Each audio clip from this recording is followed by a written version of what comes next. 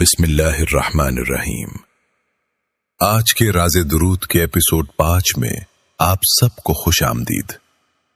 آج ہم اس درود کی بات کریں گے جسے اہل دل نے درود مقدس کے نام سے یاد کیا۔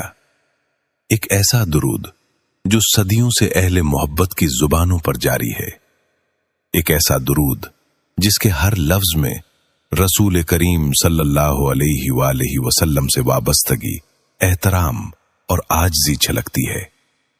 آج ہم اس کی حقیقت سمجھیں گے، اس کا مقصود، اس کی اصل، اس کا اثر اور وہ راز جو شمس تبریز نے اس درود کے بارے میں اپنے مریدوں کو سکھایا۔ میرے عزیزو، ایپیسوڈ 5 کی یہ محفل دل پر دستک دیتی ہے اور دل کہتا ہے رک جا، سن۔ یہ وہ باتیں ہیں جو کتابوں میں لکھی ہیں اور دلوں میں اترتی ہیں۔ یہ وہ حقیقت ہے جس میں نہ غلو ہے نہ افراط، صرف عشق ہے، ادب ہے، سنت ہے اور اللہ کی رضا کا راستہ ہے۔ درود مقدس دراصل درود کی ایک شکل ہے۔ قرآن پاک میں اللہ تعالیٰ نے خود فرمایا کہ وہ اور اس کے فرشتے نبی کریم صلی اللہ علیہ وآلہ وسلم پر درود بھیجتے ہیں۔ اس آیت کے بعد امت کے لیے حکم آیا کہ اے ایمان والو، تم بھی نبی کریم صلی اللہ علیہ وآلہ وسلم پر درود بھیجا کرو۔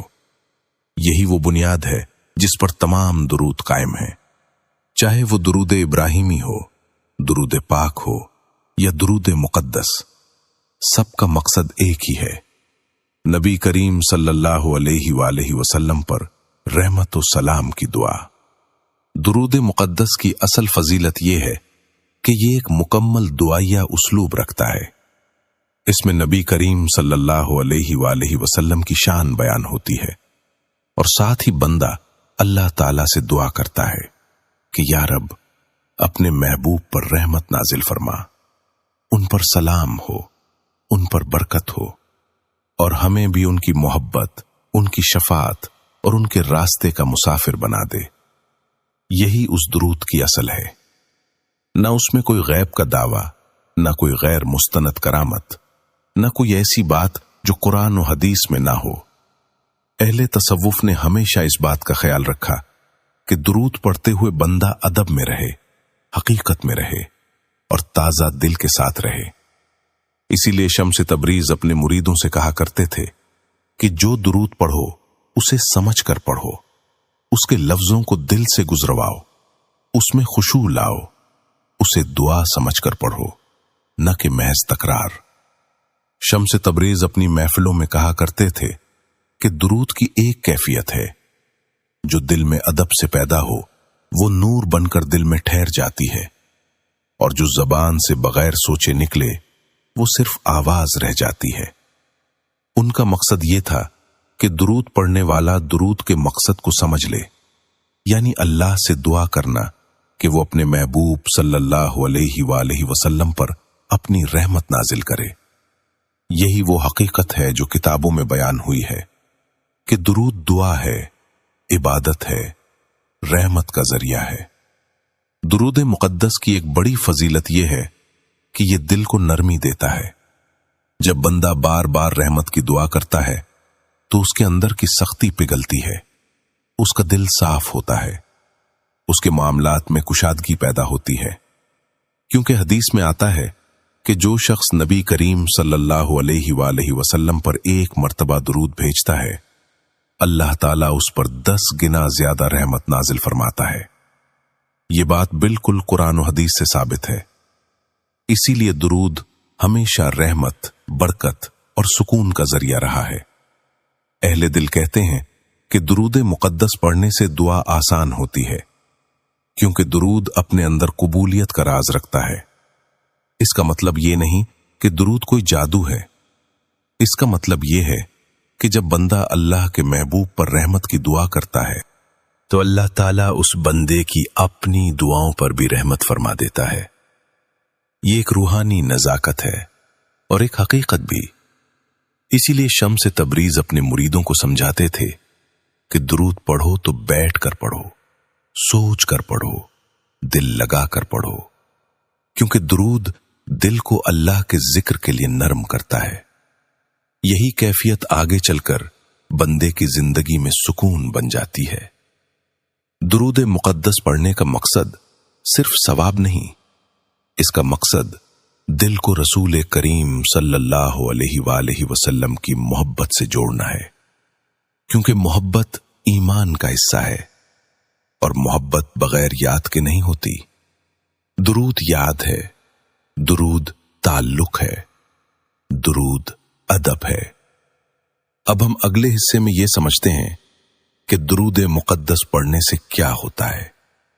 پہلی چیز، دل میں سکون اترتا ہے۔ یہ ایسی کیفیت ہے جو صرف وہی محسوس کرتا ہے جو پڑھتا ہے۔ یہ کتابی بات نہیں، عملی حقیقت ہے۔ دوسری بات، انسان کے دل میں نبی کریم صلی اللہ علیہ وآلہ وسلم کی عظمت پیدا ہوتی ہے، اور یہ عظمت ایمان کی بنیاد ہے۔ تیسری بات، انسان کے معاملات میں آسانیاں آنے لگتی ہیں، کیونکہ جب دل نرم ہوتا ہے تو بندہ اچھے فیصلے کرتا ہے، لوگ اس کی طرف کھنچتے ہیں اور برکت اس کے اخلاق میں آتی ہے۔ چوتھی بات، دعا کی قبولیت، کیونکہ درود دعا کو اوپر لے جانے والا سہارا ہے۔ یہ حدیث سے ثابت ہے کہ دعا کو درود کے درمیان رکھو، وہ زیادہ قبول ہوتی ہے۔ پانچویں بات، انسان میں عاجزی پیدا ہوتی ہے، کیونکہ جب وہ رحمت کا سوال بار بار کرتا ہے تو اندر سے انا ٹوٹتی ہے، دل جھک جاتا ہے۔ یہی وہ 5 حقیقتیں ہیں جو کتابوں میں بھی ملتی ہیں اور اہل تصوف کی تعلیمات میں بھی۔ شمس تبریز کہا کرتے تھے کہ درود صرف پڑھنے کے لیے نہیں، درود بننے کے لیے پڑھو۔ درود زندگی میں اخلاق پیدا کرتا ہے، درود زبان کو نرم کرتا ہے، درود تعلق کو مضبوط کرتا ہے، درود دل میں نور پیدا کرتا ہے۔ اب آخری حصے کی طرف بڑھتے ہیں میرے عزیز دوستو۔ آج کے ایپیسوڈ 5 میں ہم نے درود مقدس کی حقیقت، اس کا مقصد، اس کی اصل، اس کا کتابی مقام اور شمس تبریز کی تعلیمات سے اس کا روحانی پہلو سمجھا۔ اور اب اختتام سے پہلے ایک سوال، کیا ہم اس درود کو صرف زبان پر رکھتے ہیں یا اسے دل میں جگہ دیتے ہیں؟ اگر درود دل میں اتر جائے تو زندگی بدل جاتی ہے، چونکہ درود تعلق ہے اور تعلق بدلتا ہے۔ اب آخر میں آپ کو اگلے ایپیسوڈ کی خبر دے دوں۔ ایپیسوڈ 6 میں ہم بات کریں گے درود غوثیہ اور حضرت شیخ عبد القادر جیلانی رحمت اللہ علیہ کی اصل تعلیمات پر، وہ باتیں جو مستند ہیں اور وہ حقیقتیں جو دل کو بدل دیتی ہیں۔ تب تک اللہ ہم سب کے دلوں کو ذکر کے نور سے منور کرے۔